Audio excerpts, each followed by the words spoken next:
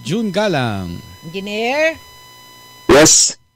Hello, good morning po. Good morning po, Sir June Galang. Good morning, sir. Yes, good morning, Sir Mark at Ma'am Susan. Good morning po sa inyo. Ito bang di ba lagi sinasabi pagka yung malakas ang bagyo at humina dahil dahil yan ay nabasag at sinalag ng Sierra Madre Talagang yan ba may katotohanan, engineer? Kasi ito si Josh Morgerman hindi na naniniwala dun Ano ba ang natin dito, engineer? Well, dito po may pag-aaral po na ginawa yung mga kasamahan natin dito sa UP-IESM, si Dr. Jerry Bactasa at si Dr. B.A. Racoma. May isang research paper po silang ginawa na ang bagyo, hindi agad siya humihina. Pero hindi naman sinabing hindi siya humihina. Hindi lang siya agad humihina pagkatapos niya mag-landfall kahit may bundok. So, gusto ko lang po linawin na hindi naman sinasabing hindi nakaka-apekto ang bundok. Nakaka-apekto siya, hindi lang agad. So, doon sa kanilang pag-aaral, it's around 6 hours after landfall, tsaka sa hihina yung bagyo. Dito sa may Sierra Madre. Okay. So, yun nga. So, ibig sabihin nga, hindi tama pala itong si Paring Josh. Paring Josh. Humingi ka ng sorry. Naging pare ko na bigla. Naging pare mo bigla. Tama pala ito si Paring Josh. Kasi parang, yung window na 6 hours na sinasabi ni Engineer Galang. Doon hihina. Pero marami nang masasalanta noon. Yung 6 hours na yun. So, ibig sabihin lang noon, kasi pag nag-landfall siya, engineer, tama ba? Nag-landfall siya, tapos yung tinahak pa niya mga 6 hours hindi umabot na siya dito sa may Sierra Madre. Natural, paglampas mo dyan, mahina na rin talaga siya. Ganun ho ba yun, engineer? Naka-landfall na. Yes, tama po. So, pagkatapos ng tumama naman, kung galing siya sa Pacific, pagkatapos niya sa Sierra Madre, dadaan naman niya itong Cordillera Mountain Range na mas mataas naman kaysa dito sa Sierra Madre. Ang average elevation po ng Cordillera ang Sierra Madre muna around 500 to 1,200 meters. Kung ikukumpara natin ito sa Cordillera, around 1,500 hanggang 2,000 meters, kaya mas mataas itong Cordillera Mountain Range. Ito po, umabot siya dito sa Northern at Central Luzon, samantalang tama po yung sabi ni kanina na ang Sierra Madre naman, abot siya dito sa Cagayan, down dito sa may Quezon, mahaba siya. Pero mas mababa naman siya. Mas mababa. Pagka ba sinabi, engineer, na nag-landfall na, ano ba ang tumat sa lupa? Yung outer rain band, yung lapad niya, yung unahan o yung mata?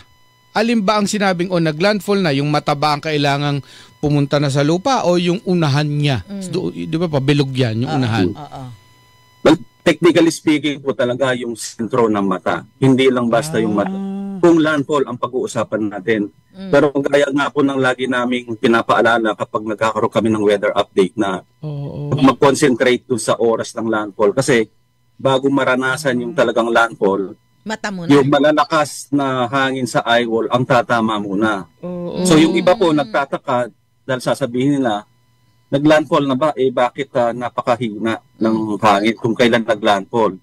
Kasi yung landfall talaga, yun yung sentro ng mata, which is normally yung sentro ng mata, kalmada talaga yung hangin. Naku, di mali pala yung imagination ko na pagka yung outer rain band, yung kabuuan ng bagyo, tumama na sa bundok, yung parang nasa stop yung sirkulasyon niya, yung ikot. Kaya ihina siya. Kaya yung mata, hindi pa nakakatungtong sa lupa, humina na yung lakas ng ikot ng hangin, gawa nga tumatama sa bundok. Hindi pala ganun yung relasyon na yon, yung enkwentro na yon. Sir, ang hihina po talaga yung eye wall, yung circulation niya. Pero yung mata. Normally, mahina ang hangin talaga, yung sentro ng bagyo. So, kaya nang lagi namin pinapaalala, ngayon, unti-unti na namin dinidiscuss na ano bang pagkakaiba talaga ng landfall at saka ng direct hit. Kasi yung nararanasan po natin, halimbawa, yung eye wall lang ang tumama sa isang lugar, yun ay direct hit. Kung Ano ba hindi naman sinabing siya direct hit? Anong ibig sabihin ng direct hit? eye wall po yung tumama, no? Yun yung malakas Kung na yung talaga yung malakas. correct term na, no? Yun yung mas delikado. Oo, siya yung pinakamalakas na parte ng bagyo, yung eye wall. Ano yung party yun? Yes. Yung nasa labas. Nasa gitna. Nasa Di ba gitna. kung may butas na Pero mata, pagka nakikita yung natin paligid. yung mata ng ano, di ba yung gitna parang butas? Oo, yung Opo. bilang, yung ganun, yung nakapalibot sa butas daw yung pinakamalakas talaga. Yes, yun po yung pinakamalakas talaga, yung sa paligid ng mata talaga, yung pinaka-eye wall. It sa, minsan ang radius po ng eye wall, mga nasa around, minsan umaabot ng 30 kilometers. So kung titignan natin yung 30 kilometer radius, kung dodoblihin natin around 60. So dadaanan ka ng ganun kalaki at kalakas. It takes around mga 8 oras bago matapos. Kaya yung iba, lalong-lalo na po kung magbabagal yung bagyo. May system kasi na mabagal. Mas matagal sila na mabababad sa malakas na hangin. Ang tendency, mas maraming maapektuhan pag ano. Yung may nagsasabi dito, engineer, yung air pockets daw ng mga bundok, yun daw ba yung sisira o magpapahina doon sa wind velocity ng mga bagyo? Yung mga air, yung mga air pockets? Pwede ba yun? Ang talagang, technically, kapag ang bagyo galing sa dagat at dumana sa lupa, sa mga pag-aaral, regardless kung may bundok o wala, ay humihina. Dahil, una, may iba-ibang factor, nagkukulang na yung moisture, kasi galing sa dagat, so sa lupa na siya, nagkukulang na yung moisture na magsusupply sa kanya, eventually hihina talaga siya. Mas nakaka-apekto pa rin kung may mga bundok dyan, mas nababasag yung circulation ng bagyo. Lalong-lalo na kung matataas yung mga bundok na dadaanan niya. So nakaka-apekto din kung yung mga bundok na kung may mga bundok sa dadaanan niya. So mas maganda kung mapuno yung mga bundok. Opo, tama po yun. Kasi magla-landslide lang yun. Kasi nga, di ba parang nakakaano din ng moisture yun. Maraming puno di ba? Tama po. Kung bibigyan nyo ng porsyento, engineer, halimbawa lang, kasi nga pag tumungtong sa lupa, may bundok o wala, humihina, walang moisture. Pero yung nandyan ang bundok, mga ilang porsyento ang tulong man lang ni Sierra Madre para sabihin nating meron siyang tulong. Doon sa pag-aaral na isinagawa, around 1 to 13% na papahina talaga niya ang bundok. Oo, para palang ibig sabihin baka mamaya fake news yung nakikita natin, Susan, yung parang satellite image kunwari na paglapit na ganyan sa Northern Luzon biglang nawala ang mata. Ano yung fake news ba yun? Baka naman AI lang yun. Oo, hindi kaya. AI, Pero lumabas din doon sa pag-aaral na kung wala namang bundok, mas malakas naman ng 30% ang bagyo kumpara sa normal. So kahit ano pa, kung hindi man, sabihin na natin hindi naman niya tuluyang nababasag, at least humihina pa rin. By kahit 13%. Yes. Oo, may hinihina pa rin. Oo. Itong mga bundok na to may itinutulong din po na may naitutulong talaga kapag dumadaan ng bagyo. For example, lalo na kung mapuno yan, i-absorb yung ulan na dala ng bagyo. So, mapipigilan yung mga landslide, yung mga gano'n. So, may sisip-sip doon sa ulan na dala ng bagyo. Ayun nga. Ito may binabanggit dito, ba doon sa yung Yolanda, di ba nung yung sa Tacloban? Oo, dito wala sa naman Visayas. masyadong bundok Walang puno, doon walang bundok nga doon. Di ba po, engineer? Kaya kita mo naman yung distraction dahil sa tubig. Ano po? Opo. Kaya nga po siguro po, bigyan lang natin ng context na kung ikukumpara natin yung Cordillera tsaka yung Sierra Madre. Cordillera yung sa Northern tsaka Central Luzon na mas mataas kaysa Sierra Madre. Mas malaking factor o contribution na nagpapahina yung Cordillera sa Sierra Madre dahil mas mataas siya. Kasi mataas. Opo, kasi mas mataas. May ginawa din po dati, part yan ng masteral thesis ko din sa Ateneo na ganyan din po. Ang experiment naman na ginawa ko nun ay tinanggal ko naman yung bundok ng Sierra Madre at Cordillera. Parang sinimulate ko na wala anong magiging epekto niya sa hangin at sa ulan naman ng bagyo. So, lumabas po doon na may epekto talaga ang bagyo in terms of rainfall tsaka sa lakas ng hangin. So, So talagang napakahalaga pa rin talaga ngayon na yung mga bundok natin ay may Mm. mga puno pa rin. Huwag kalbuhin ang kalbuhin dahil talagang tama po. nakakatulong pa rin siya kahit papaano, di ba? Tama po. So, isa rin po yan sa, for example, dito sa Sierra Madre, na kapag ang bagyo galing dito sa may Pacific Ocean, dadaan sa gano'n, ang concentration yan po yung nagbibigay ng mga paulan dito sa Metro Manila kung dadaan dito sa may Pacific. Sa Pacific Ocean. Nagbibigay ng paulan. Oo, yung nagbibigay ng paulan kasi yung mga slope, yung mga slope, mga area na dito sa right side, sa windward side. Saan po, engineer? Kasi ang Pacific Ocean, ano yan facing dyan sa may Quezon, sa may mga Real, Infanta, di ba, engineer? Opo.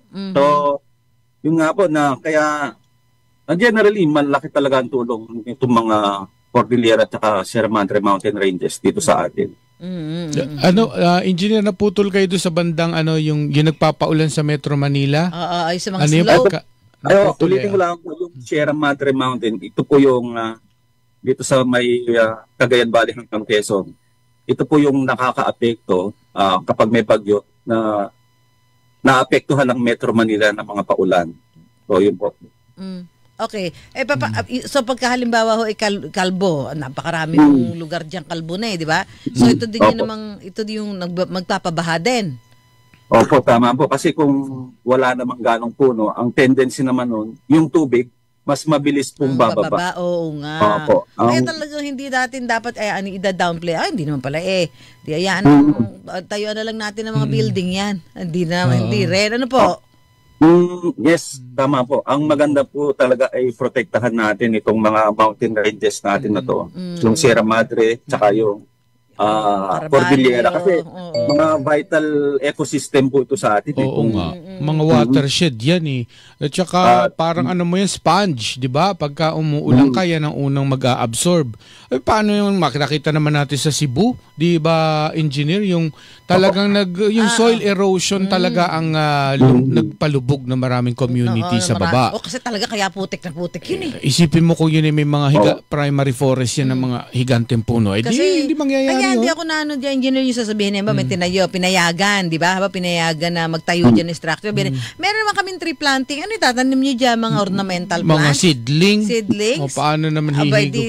Tatangayin lamang bago mo pa mapaugat ng pagkalalaki yun. Hindi ba, engineer? Yes. Aware naman po siguro ang lahat na itong Sierra Madre at saka Cordillera ngayon nati-threaten na ng hindi lang human activities, merong illegal logging, merong mga mining. So, napakahalaga po ito sa ating ecosystem talaga. Napakayaman sa biodiversity talaga itong parang walang DENR no? Oo nga ito nga bakit kasi dapat sila unang mulilingunin yan Hoy, mining, illegal logging, pagtatayo ng mga structure diyan talaga dapat may regulation. Pagka nasa, 'di ba po, engineer, pag nasa eroplano, tingnan mo sa taas, makikita mo talaga yung mga halos patagi na yung mga bundok Kaya nga, hindi naman nakikita mula sa baba yun. Halos patagin yung mga nasa bundok at parang tuwan-tuwa na may mga nakatayong struktura. Pagdating ng panahon, wala. Talagang yung dilubyo ang aabutin natin dyan. Kung yung mga bundok na yan tatanggalan natin ng mga naglalakihang kahoy, di ba? Tama po yan. Kaya tayo po nakikisa tayo na pangalagaan talaga itong mga mountain ranges natin na ito. Yung sa Sierra Madre po, engineer, anong parte niya ang pinakamataas na parte nitong range na ito? Ito po sa Sierra Madre, itong Mount Anakaw sa may Aurora. Yun po yung Mount Anakwaw. Opo. Sa may Aurora po yan. Sa may Aurora Province. 1,800 meters ang taas po nung... Sakto naman sa Aurora lagi ang landfall. Nakakatulong ba sa kanila yung Anakwaw? Nakatulong ba yun? Yun po yung highest peak niya. Although kung titingnan natin, kung ikukumpara natin sa size ng bagyo, hindi siya ganun kataas talaga. Pero nakakatulong siya panangga sa mga nakakabawas din siya. Hindi lang siya significant. Ay. Samantalang dito lang, kung consider natin naman ng Cordillera, pinakamataas na yung, alam naman natin, yung Mount Pulag talaga, na around 2,900 meters ang taas. Mount, may ano to? Mount Pulag. Mount Nakwaw. Aurora, Mount Pulag naman dito sa... Abay, di ba dito sa engineer, dito sa Cavite, yung mga binuntahan natin, Mark. Puso-puso, ano yun? Mount Puso-puso. Doon sa may parte ho ng ano nga ito? Maragondon. Ternate. Ba, nakita ko namin dyan yung mga punong pagkalalaki. At talaga naman kita mong, di ba, gubat pa rin. Kasi protected area. Di ba nakakatulong din ho yan dito sa may parting Cavite na yan, Batangas, na pagka may malalakas na bagyo, engineer? Opo. Although, gaya nga po ng lagi namin sinasabi, kahit na hindi naman yung gano'ng kataas, nakaka-apekto pa rin siya, nakaka-influence pa rin siya na mapahina kahit paano ang bagyo. Kumbaga kung combination ng Cordillera at saka Sierra Madre, talagang may naitutulong po talaga dito sa dali lang calculation ng bagyo. Dali lang yan ituro sa mga estudyante para doon sa mga experiment. Kaya lang, mga estudyante, tuturuan mo. Yung mga nasa gobyerno, yung mga gumagawa ng mga pagbalahura dyan sa Hindi na natuturuan yun. Hindi na natuturuan. Matitigas na ulo nun. Aral na sa pera. Aral na sa pera, di ba? Talagang pera na lang. Naniniwala sila na doon sa ginagawa nilang pagbalahura sa mga bundok. Ano yan, pag nalagyan namin yan maganda yan. Hindi lang ho yung, kasi kaligtasan ho ang pinag-uusapan dito pagdating ng panahon, di ba ho, engineer? Tama po yun yung long-term effect naman po. Siguro sa ngayon na may mga kung iintindihin natin yung side naman, yung sa isang side naman, sasabihin nila, improvement naman na ito para sa... Nako. Para sa inyo rin to, sasabihin ng para sa inyo. Hindi, para amin yun, Kanila lang yun, Bakit may mga ganun ding sentimento na sinasabi. Pero kailangan siguro ipakita nila. Palusot ang tawag doon. Siguro maganda ipakita din po ng mga gumagawa ng ano bang implication nito. Mga positive tsaka negative implication nung magiging project na to. Kasi may maraming project yan na. Hindi po siguro yung nakukulang na hindi pinapaliwanag. Kasi, di ba, aminin na ho natin, pag nagtayo sila ng project, definitely, hindi nila sasabihin ng pangit na epekto niyan. Sasabihin lang nila, ito, makakatulong, maganda, kabuhayan. Ang dali, pag sinabing kabuhayan, magbibigay kami ng livelihood.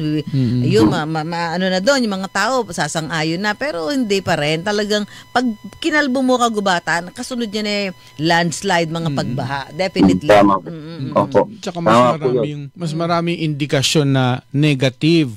Kasi mga minahan, bakit umuunlad ba komunidad doon? Hindi ba hindi? Hindi, mining company lang. Kaya nga kaya nga ngayon humihiri tayo ng mas malaking buwis sa mga minahan na yan kasi inilalabas lang padadapain ng bundok natin, kukunin ng mineral, hahagisan tayo ng kaunting barya. Ano ba yung royalty yata tawag nila ron? Iwanan nila nakatiwangwang ang bundok. bundok. Buti ba naman kung kay laki-laki ng kinikita para magamit yung budget? Hindi naman. Ay yung mga nagtutulak niyan, yun sila ang may kita. Natural. Sabi ni Engineer Galang, bahala ka.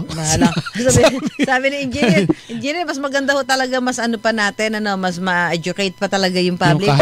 Kung hindi man talaga sinasabing talagang yan napakalaking bagay, basta't meron pa siyang mahalagang ginagampanan sa ating kapaligiran, dapat pa rin natin protektahan. Hindi pa rin natin dapat sabihin na, sige, pwede nang tayuan ng kung ano-ano yung struktura yan. Diba? Nasa inyo din ho yan.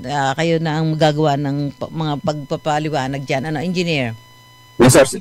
Yes, ma'am. Siguro po ang magandang gawan ng programa din paano protektahan itong mga mountain ranges na to hanggat hindi pa huling lahat siguro. Ayun, habang hindi pa huli, habang may natitira pa. Habang may magagawa pa. Habang may mapagawa. Okay, Engineer, maraming salamat. Thank you sa paliwanag, Engineer. Maraming